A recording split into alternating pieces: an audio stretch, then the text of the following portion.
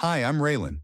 Everyone says I'm too careful with my stuff, especially my prized Ducati Monster, a bike I saved 3 years for, working double shifts at the auto shop downtown. Dude, you polish that thing more than you ride it, my friend Marcus said as I finished my Saturday maintenance routine. I ran the microfiber cloth along the gleaming red tank one last time. That's why it still looks showroom new after 2 years, unlike that rust bucket you call a car, Marcus laughed. At least I actually use my car. Your bike is like a museum piece. I rode it yesterday, I defended, arranging my tools in their spots.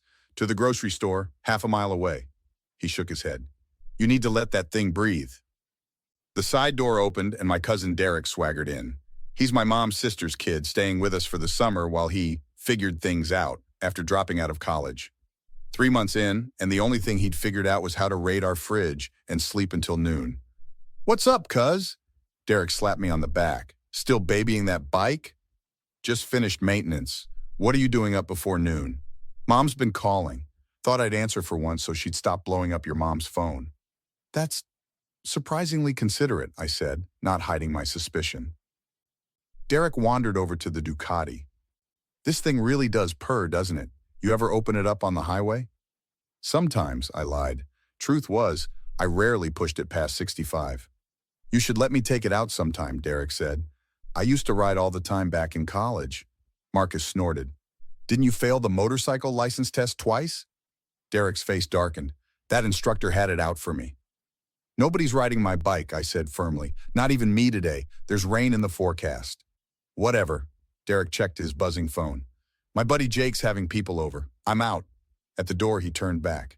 Oh yeah, Aunt Linda needs you to pick up her prescription. She asked like an hour ago. I frowned. Why didn't you tell me sooner? Derek shrugged. Telling you now, aren't I? After he left, Marcus shook his head. Your cousin is such a piece of work. Tell me about it. I grabbed my car keys. You coming to Sophia's party tonight? Wouldn't miss it. You taking the bike? Nah, it's supposed to rain, plus I might have a few beers. I paused. You know me, always responsible. I never should have left without locking the garage. That was my first mistake. My second was trusting Derek when he said he was going to Jake's. 2 hours later, my phone rang while I was helping my mom unpack groceries. Raylan, is Derek your cousin? Sophia's voice was tight with worry. My stomach dropped. Yeah, why? He's here at Memorial Hospital. He crashed a motorcycle into a tree near Hampton Park. Said it was yours and to call you. The world seemed to tilt. Is he okay? Scraped up but walking. The bike's totaled, Raylan. I'm so sorry. When I ended the call, my mom was staring at me. What happened?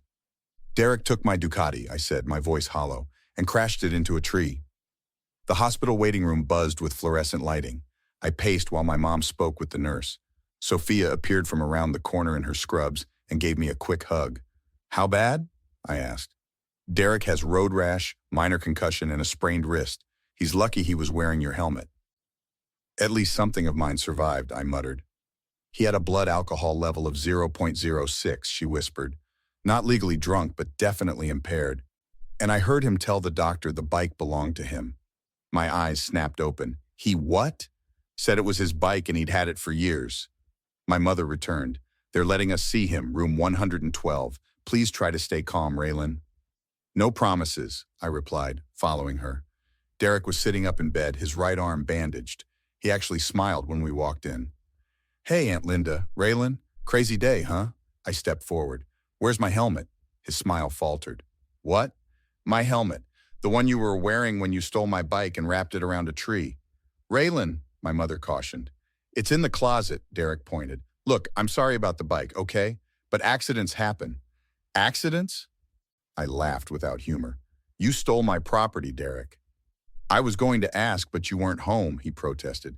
I just wanted to take it for a quick spin. While you were drinking? Derek's eyes darted to my mother.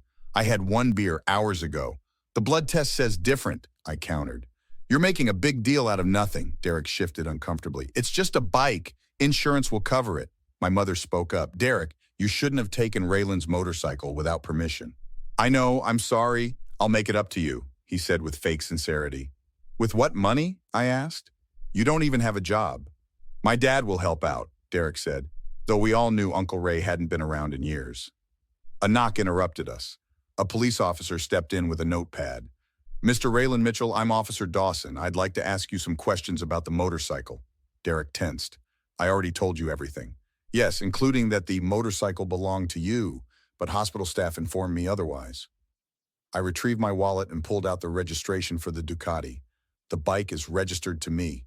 Derek took it without my knowledge or permission. That's not cool, man, Derek hissed. We're family. Family doesn't steal from each other, I replied. Officer Dawson took down my information.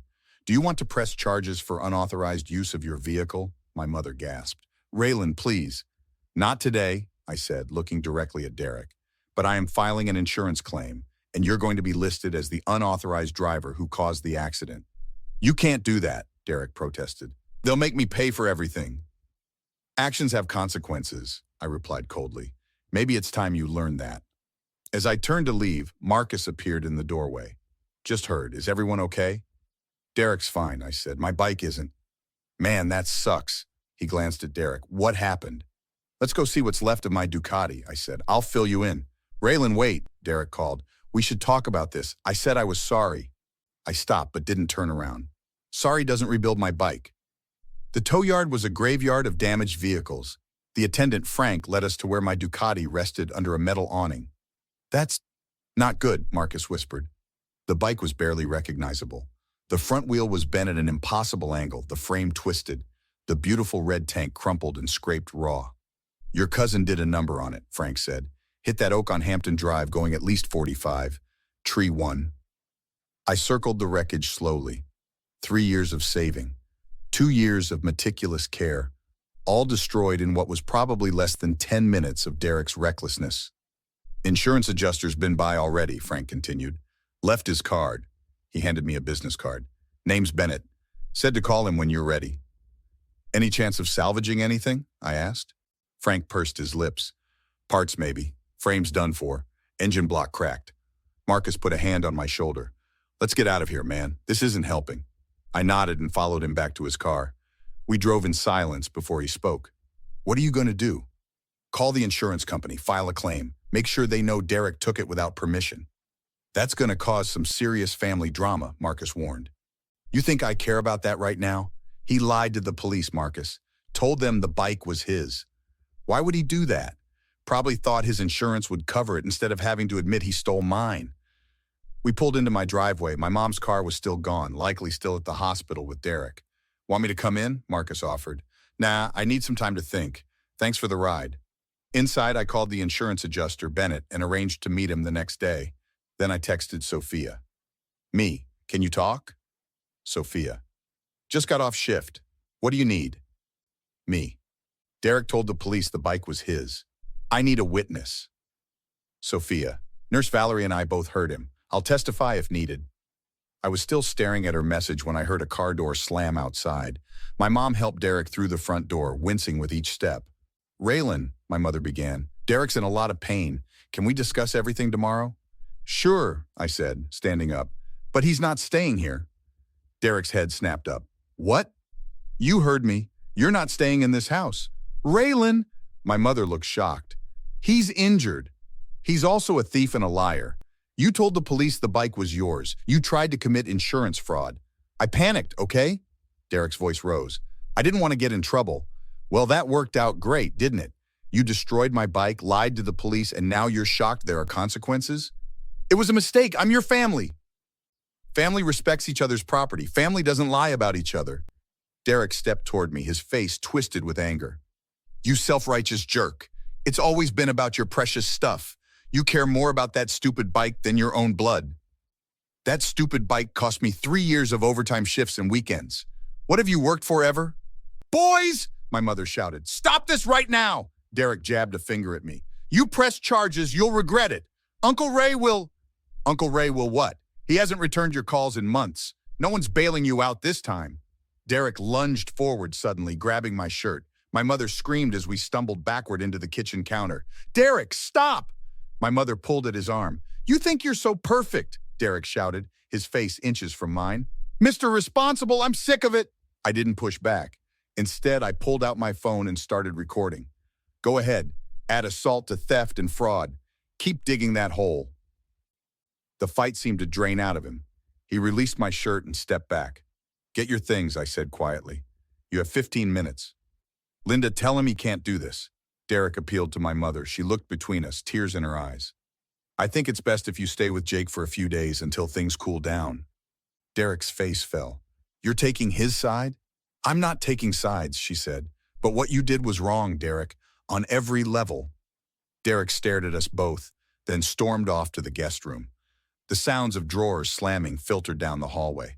My mother turned to me. Was that necessary? Yes, I said firmly. It was. The insurance office had beige walls and fake plants. Bennett, the adjuster, was a young guy with a neat beard who listened carefully as I explained what happened. So your cousin took the motorcycle without permission while under the influence and subsequently totaled it, he summarized. Correct. I've filed a police report for unauthorized use, and I have witnesses who heard him admit to taking it without permission. Bennett nodded. Makes the claim cleaner. He tapped on his tablet. Based on the market value of your motorcycle, we're looking at a total loss scenario. The preliminary offer is $14,800. I blinked. The bike had cost me nearly $18,000 new. That's it? Unfortunately, vehicles depreciate. Now, because this was unauthorized use by a family member, we'll pursue subrogation against your cousin for the full amount. What does that mean exactly? We'll pay your claim minus your deductible, and then we'll go after your cousin to recoup our losses. Given his admission and the police report, he'll be legally responsible for the full amount. So he'll have to pay back the insurance company? Yes, and if he doesn't have the means to pay it all at once, we can arrange a payment plan, garnish wages, or pursue other legal remedies. It's not going to be a quick or pleasant process for him. 3 days later, the insurance check arrived. I deposited it immediately and started researching replacement bikes. Derek had been staying at Jake's place, and according to my mom, he was furious about the insurance company's letters demanding payment. I was in the garage clearing out the space where my Ducati used to be when Marcus pulled up. How's it going? He asked. Better. Insurance came through. Getting another Ducati? Thinking about a Triumph this time. Heard anything from Derek? Mom says he's gotten 3 letters from the insurance company already. Think he'll actually pay? He doesn't have a choice. Bennett said they can garnish wages, put liens on property, even take him to court. He'll be paying for this for years. My phone buzzed with a text from Sophia. Derek just came into the ER, says he's having chest pains, prob anxiety from those insurance letters. An hour later, my mother called. Derek's asking for you, says he wants to apologize properly. I'm busy, I said flatly. Please, Raylan, he seems genuinely remorseful. I sighed. Fine. Derek looked small in the hospital bed. When he saw me, he attempted a smile. Thanks for coming, he said. Mom said you wanted to talk. Yeah, He swallowed hard. I got the letters from the insurance company. Almost $17,000. That's what happens when you destroy someone else's property. I know, and I'm really sorry this time. His voice cracked. I messed up bad. Yes, you did. But we're family, he pressed. Can't you call them off, tell them we worked it out between us? I stared in disbelief. Is that why you wanted to see me, to ask me to bail you out? I can't pay that kind of money. I don't even have a job. Then I suggest you find one. Several, probably. Derek's face hardened. You're enjoying this, aren't you? I'm not enjoying anything about this situation, but actions have consequences. Easy for you to say. You got your money. New bike on the way, I bet. That's right. And you'll be paying for your mistake, 1 monthly payment at a time. For years. I shrugged. Should have thought of that before you stole my bike. Derek slumped back. So that's it? No family discount, no mercy? You had your chance for mercy when you apologized at the first hospital visit. Instead, you made excuses and then tried to attack me. I moved toward the door. The insurance company has all the documentation they need. There's nothing I can do now, even if I wanted to. Raylan, wait, Derek called, desperation in his voice. What if I work it off? I could help at the shop. I paused. You had 3 months to look for work while living rent-free in our house. You chose to sleep till noon instead. I'll change, I promise. Too late, Derek. As I walked down the corridor, I passed Sophia at the nurse's station. She fell into step beside me. How'd it go? She asked. About as expected. He wanted me to call off the insurance company. She snorted. Of course he did. What are you going to do now? Pick up my new Triumph on Friday, I said, and move on with my life. And Derek? I stopped at the exit doors. Derek's going to learn what responsibility feels like, one payment at a time. Harsh but fair, Sophia nodded. Want to grab coffee? My shift ends in 10. Sure, I smiled for what felt like the first time in days. I'd like that. Outside, the sun was shining, and I could feel the weight lifting from my shoulders. My Ducati was gone, but something better was coming. And Derek would spend years remembering the day he decided to take what wasn't his. Sometimes justice doesn't need revenge. Sometimes it just needs patience.